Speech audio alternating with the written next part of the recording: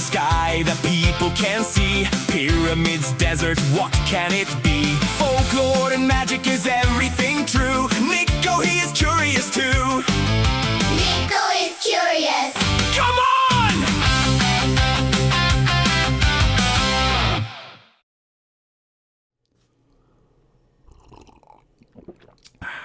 Oh, hello and welcome to Nicko Curious, or should I say it in Ep.1 style?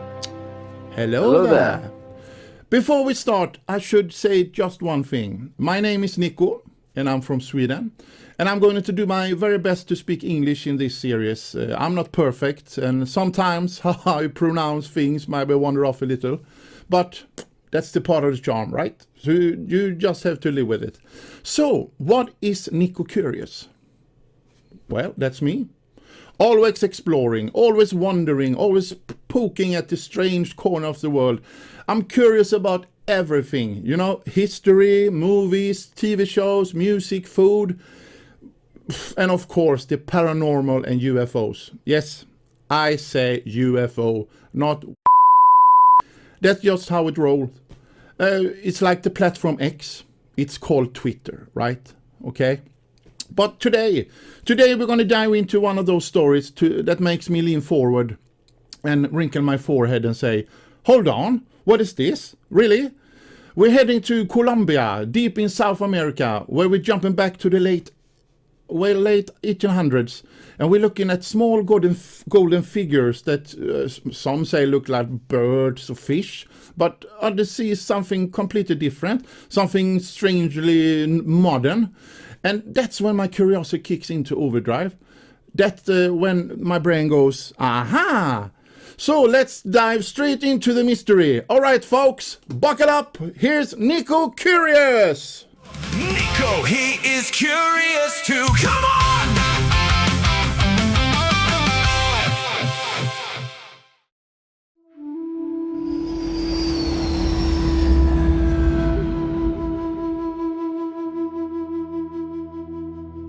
So, where do we begin?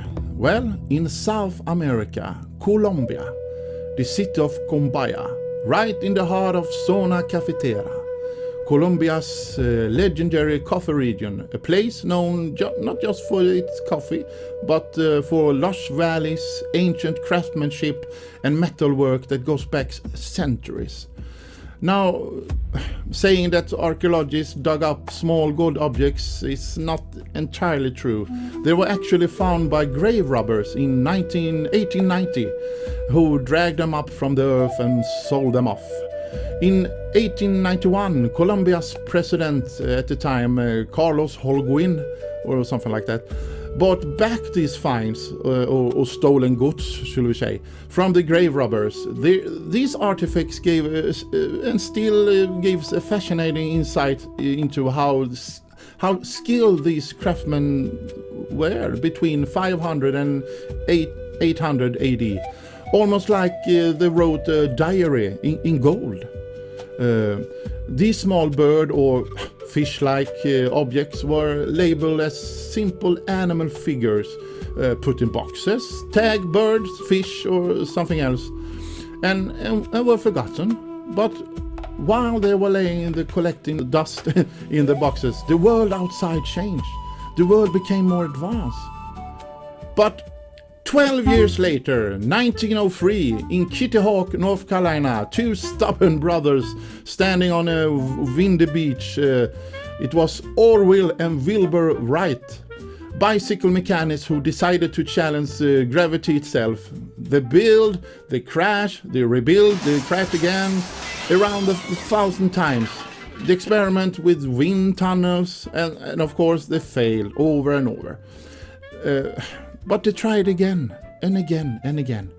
And then on December 17th, 1903, the unthinkable happens. Their flying machine lifts off the ground. The first controlled motorized flight in human history. They call the plane the Flyer. It flied for 12 seconds and covered 36 to 37 meters. A tiny flight, but a giant leap. Meanwhile, the small gold objects from Colombia is in a box in Madrid, still label fish/bird. Madrid, you think? Well, that's the wrong continent, yes, I know.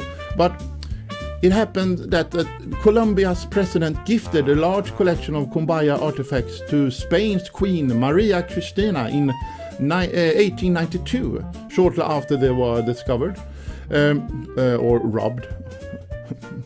You can see it in many ways. It was a diplomatic gift connected to a border conflict or something like that. They were placed in the Museo de America in Madrid, where they still are today as we speak. So while they're lying there 1903, unaware that the world has just stepped into the future. But when you look at them today, I can't stop thinking, that's a plane. They have wings, tail fins, aerodynamic bodies.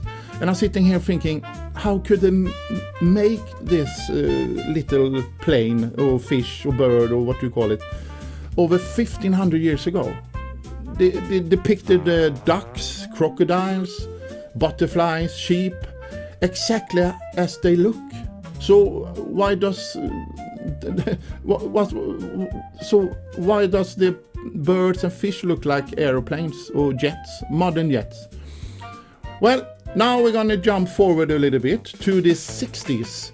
Biologist and author Ian T. Sanderson enters the scene. A real character, some people say. The kind of guy who doesn't settle for a standard answer. He looks at these figures and basically says, no. These aren't birds or fish. These are flying machines. And he starts pointing out details, vertical stabilizers, wings with correct angles, body shapes with airflow, even something that looked like a cockpit. I love people like this. People who dares to say, I see something completely different and I'm curious. Why? Why? You want to know the answer, okay? Imagine a lecture hall. A professor stands with a pointer. On the left, a jet plane from the 60s. On the right, a Quimbaya figure.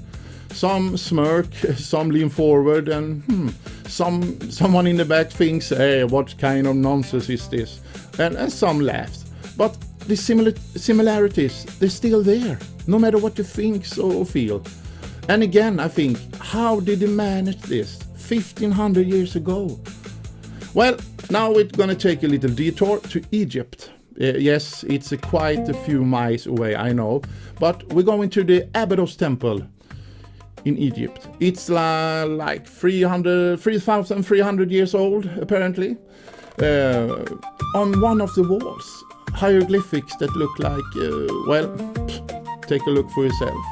Don't even try to tell me that doesn't look like a helicopter, an aeroplane, and a submarine. I'm not saying what it means. I'm not saying what it's supposed to depict. I'm just saying, right? When you see it, your brain starts boiling, right? And I'm loving it because I'm curious. I'm so curious. Sure, you need a bit of imagination, I know. But come on, just take one more look. Alright, but that was only 3,300 years ago, so why bother? They just got lucky doing those hieroglyphs. Well, back to Quimbaya story. Now comes my favorite part. In the 90s, or more exactly in 94, two German engineers, Peter Belting and Conrad Lübbers, they decided to build a radio control model of one of the Quimbaya figures. They say, well, test it, just to see. And they discover that, what do we have here? It flies, it's stable, it flies straight, like a real aeroplane.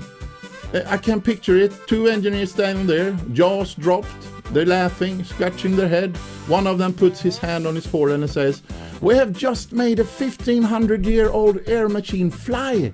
Wunderbar, wunderbar. Aerodynamics in world class, like the Concorde. And yes, the test flight exists on YouTube. You will find the link in the description down below, of course. It really flies. Well, back to Madrid. The figures lie on the display case, golden and silent. mysteries. The sign still says bird/fish in Spanish. But people stop. They look closer. They're whispering, maybe something else. Is this aeroplanes? What can it be? And, well, that's all for today, folks. And I'm going to leave you with perhaps more questions than answers. So tell me, what do you think? Did you get a little more curious too? Because that's what the series Nicko Curious is all about. Daring to wonder, daring to think. Maybe there's more to what we believe. More than we've been told. And as long there are mysteries, we're all curious, right? And as long we have coffee to pour in our mugs, there will be Nicko Curious. So don't forget one thing now. To be curious is not a flaw. It's a superpower. Don't forget to hit the subscribe button and hit that thumb. So I'll be very pleased of that. So till next time, goodbye. Looking for answers is a long, long hunt, and today we all are happy, I hope. History shows us what people could do. What Nicko says